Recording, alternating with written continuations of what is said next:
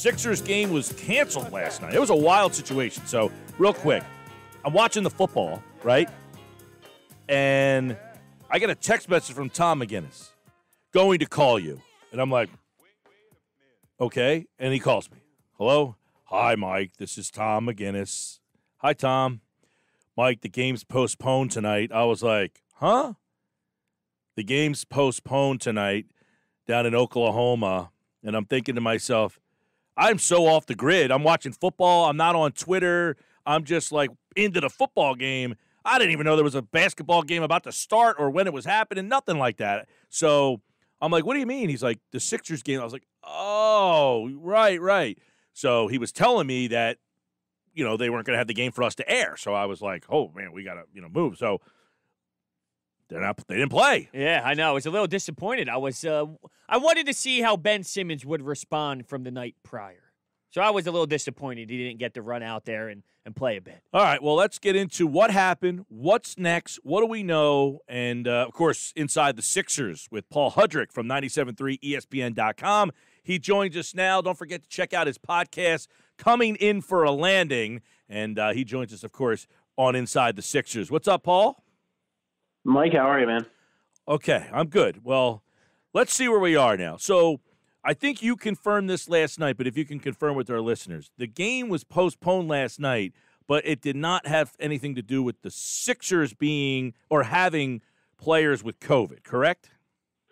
That is correct. As of now, so the game was postponed because the Sixers did not have enough players. They did not have the 8 players required to actually have the game.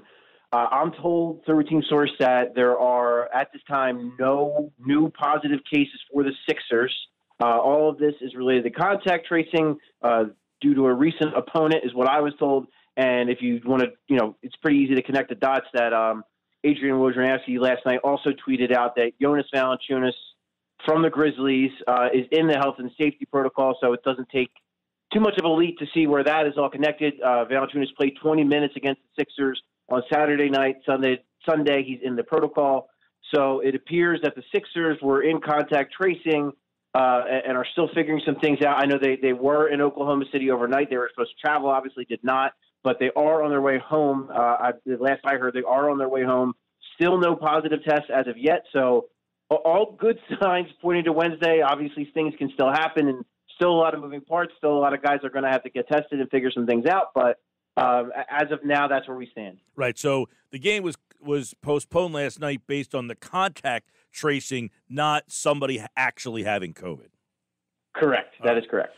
So that's good news because they're off till Wednesday. So I guess they'll have some time to kind of shake this all out. But they did have the game on Saturday night, and we were looking to see, Ben Simmons obviously struggled in the game against the Heat on Thursday. People wanted to see Saturday, much of the same. So people wanted to see how he was going to respond to that. And I want to ask you, now that we're seeing Ben, his points per game way down, do we get to a point where there is some concern that Ben is now not only not evolving his game, but regressing somewhat?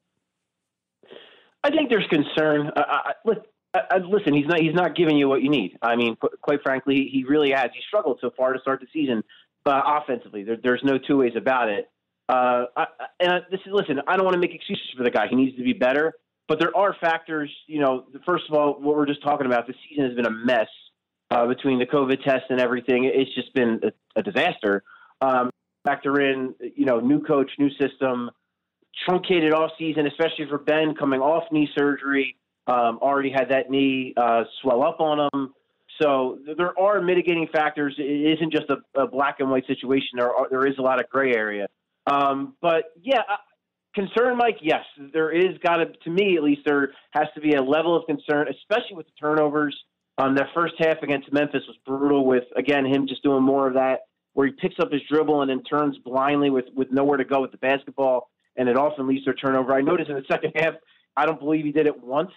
So I think there was probably a conversation at a halftime with either Doc or with Sam Cassell about not doing that. So, I will say, to defend him a little bit, I mean, I don't think this guy is it's not a Carson Wentz situation where I think this guy has forgotten how to play basketball. We saw that 20-game stretch last year before he got hurt where he was unbelievable. We're talking on Martin Luther King Day. Last year on Martin Luther King Day, you'll remember in Brooklyn, he was insane. He had a 34-point triple-double where he dominated both sides of the floor. So, that guy, he's 24 years old. That guy is still in there. It's just a matter of Doc Rivers and his staff, they need to figure out how to get him back there. He airballed 2 3-pointers last game. One of them, the shot clock was expiring, but I keep seeing, at least he shot it. And I totally understand that mindset, but if we're talking airballs, at what point is this now demoralizing to him to the point where he might be afraid to do it? If he's hitting the rim and it's in flow and it doesn't go in, I think, you can at least be satisfied with it. But I just question, if we're getting to the point where it's airballing and it's ugly, is that bad that he's taking them? Yeah, it's such a tough it's such a tough balancing act because, like you said, you want him to take them. You want him to feel comfortable and confident and being able to do it. I thought the last one, it's funny because he was obviously way short on the last one, but I loved that it was in the flow of the game, off ball movement. He was wide open and he just took it. That part I was encouraged by. Yeah, him leaving it a foot short is bad. So it is about finding this balance for him, and it's clearly a mental thing when you see him, in warm-ups and him being able to take those shots and do it comfortably and practice them. We know he works on it. It's not like he's not working on it. So to see it not quite translate into a game, sure, I'm sure he's a human being. I'm sure it's a little bit, discouraging when he sees it fall a foot short. But like we just talked about, you would have liked to see him maybe in that Oklahoma City game that just got canceled and see how he would have reacted. Would he have taken another one if it was open? And teams are going to continue to play off of him, so that shot is going to continue to be there. And it's going to be an ongoing discussion I think we have throughout the rest of the season. The balance of we want him to take it, but the balance of he's probably going to miss it, and he's going to miss it ugly at times. Paul Hudrick covers the Sixers for 97.3 ESPN.com. Let's get a couple updates. One, what do we know about Joel Embiid and the severity of this injury? He did not travel. They didn't play, so they only end up missing him for one game. But do they anticipate him back Wednesday night against Boston? Heck, do they anticipate playing Wednesday night against Boston? Well, I don't think anyone quite knows the full answer to that question as of yet, just because there's so much, again, going on with the contact tracing and everything still up in the air. I will say that I was told that this was considered precautionary, and be missing time with the right knee pain. I'm not overly concerned about it. It was a 2-game road trip, so if there was ever a time to kind of do it, it made sense to do it now. And I think it's the way he's been playing and how good he's been. They're going to err on the side of caution all season long if he has any kind of pain or anything. And I think that's the right thing to do. Don't sit him just to sit him. I think that's the way. At least, look, Doc Rivers hasn't explicitly given us the plan, and I think that's on purpose.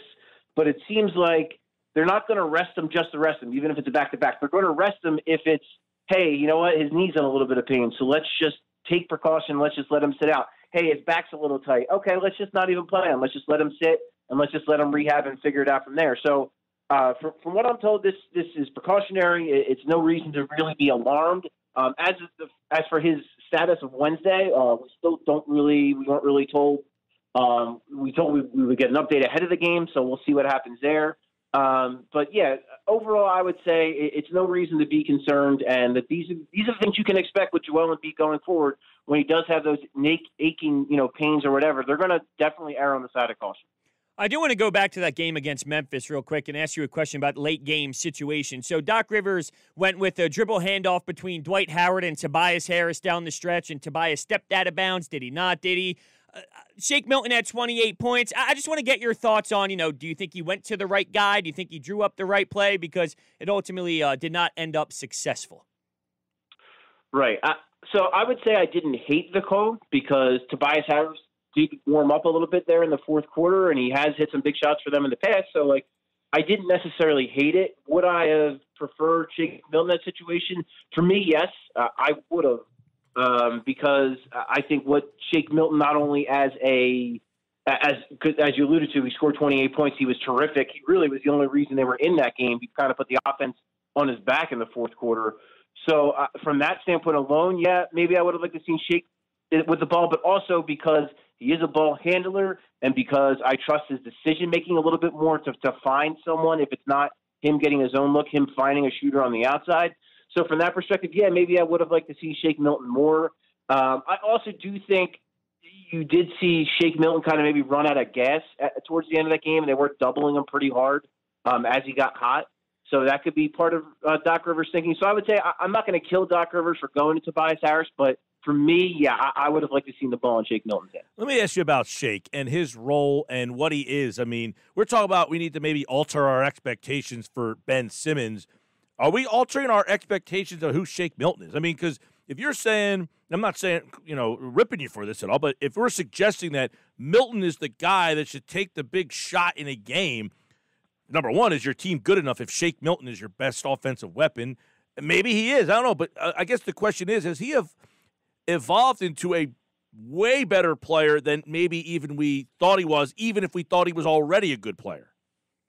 It seems entirely possible. I mean, if you look over his last 4 games, he's been unreal. And what he's added to his game on top of the great shooting that we already know he had, on top of the fact that he's pretty good, has good touch around the rim with both hands. He's added that strength, and I love the way he's played in the pick and roll and just the patience he's had, carrying like the defender on his back and like drawing fouls. I mean, I am really, really impressed with what I've seen from him overall, and I do think that maybe Doc Rivers really hyped him up this offseason, and we were all kind of wondering, well, man, is Shake Milton going to be able to fill that? And I think, if anything, he's exceeded that. He's been outstanding. And it does make you question, like, going forward, where is his ceiling? What is his potential? Should we be viewing him as a sixth man, or should we be viewing him as a guy that should be starting and playing off of Joel Embiid and Ben Simmons? These are fair things to bring up, and I think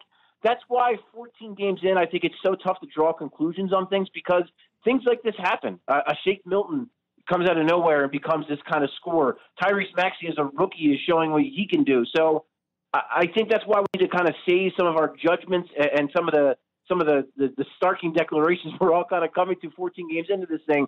Because, yeah, as time goes on, does Shake Milton continue this? And does that warrant him getting a starting spot? I think that's all on the table. Yeah, that's what I was going to bring up. Is like, do you think that this six-man role is perfect for him so he can be molded into this Lou Will who, yeah, he comes off the bench, but when you watch Lou Will play in these games, I mean, he's getting just as much run as all these other guys, and he's demanding the ball and scoring the rock at will. So is that a perfect role for him? Or do you think maybe if you move Danny Green to the bench and you put him into the starting lineup, how does that change things? Do you get enough power off of the bench? Does that, make your bench less powerful? So I don't know. I mean, I kind of like him being solidified in that role, but to say that he could start as well could add another layer to what this offense can be. Yeah, and that's going to be the question that Doc Rivers kind of asked. Because listen, if that winds up happening, where you do make that switch, where maybe you put Shake Milton in the starting lineup and you move Danny Green to the bench, yeah, you're going to take away from the bench, and you need the bench. You're going to need scoring. You're going to need a punch from that. So is Shake Milton just maybe perfect for this, or is he evolved? And that's what I think it is. I think he's so young and his game is still developing that we don't know. Like, is this the best role suited for him, where he's coming off the bench and giving you a punch? Or is he so good that you almost have to start him? And if you think about what he could do in the starting lineup, playing next to Seth Curry, playing next to Ben Simmons and Joel Embiid and Tobias Harris, and the added dimension he could bring as a ball handler and a shot creator and running some pick and roll, like, does that better suit him? And then also, like, pick and roll, let's be real too, as great as Joel Embiid is, Dwight Howard is a better screen setter and he's a better roller. So is that helping, Shake Milton in his role and where he's developing? So I think these are things, again, that we're gonna keep coming back to, and we're gonna see what happens. And then that's not even including any type of moves they might make down the road, where maybe they get a secondary shot creator or they get another shooter. And I think there's a lot of layers of this thing. And I think the good thing, and Doc Rivers, told me this when I asked him the other night, is this is such a great problem to have, where now they have so many players that they think can contribute and maybe not enough spots. I mean, that's a tremendous problem to have. Paul Hudrick, at Paul Hudrick on Twitter. And, of course, the Sixers, they're off till Wednesday night against Boston. They'll play Boston Wednesday and Friday, both games on 97.3 ESPN. They'll play the Pistons Saturday and Monday, both of those games are on 97.3 ESPN. Then they play the Lakers on Wednesday, and, of course, you can hear that here as well. So busy time coming up. We'll see what they end up getting Curry back, and obviously they got a lot of these tracing going on at this point. Joel Embiid, there's a lot of questions going on. And then the last guy I guess we should really get into is Maxey, and he played 25 minutes the other night, 12 points, and you wonder, I'm not, this guy's been a blast to watch. He's been so much fun. But what his role will kind of materialize. We're talking about Milton, like Milton and Maxey. Do they want to try to keep those guys together? Do they want to keep Maxey in the starting lineup? I think Doc's going to have some you asked him about how deep do they want to go, but he's going to have to try to find some sort of lineup and then a rotation to get these guys kind of comfortable in, no? Yeah, I think so part of the reason why, when we talked about Brown back in the day, he wanted to keep it to 10 guys in his rotation is because of what you're talking about. He wanted guys to have roles. He wanted guys to know where they fit and kind of where they stand. And it seems more like, I don't know that this is the case, but what it seems like, listening to Doc Rivers, is that he's kind of good with it being almost like an open competition and almost maybe like, if one guy's hot, I'll ride with him. If there's a better matchup, I'll ride with someone else who maybe I wouldn't go to. So I don't think there's a right or wrong there. I think it's up to the coach, and it's up to if the coach feels like his players can feel comfortable doing that, then go for it. And I think when you're talking about Maxey, I think he's just so young and so kind of just happy to be here that he's gonna fit wherever he's asked. I think if you ask him to start, he's gonna give you great minutes. If you ask him to come off the bench, he's gonna do that. I think he's just so young. He almost doesn't. He's like, he doesn't even understand the moment that he's in. And I think he's just playing hard and doing what he's supposed to do. With other guys, more veteran guys, maybe that's a little different. Maybe they would prefer to settle in. But in a way, I think it's good because I think it's going to breed competition, and I think there is going to be competition for minutes throughout the rest of the season. All right, make sure you check out Paul's podcast, Coming In for a Landing. Follow him at Paul Hudrick.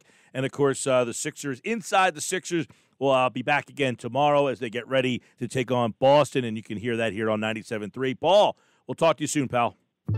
Sounds good, Mike. All right, Paul Hudrick, like all guests, appeared via the Boardwalk Honda Hotline.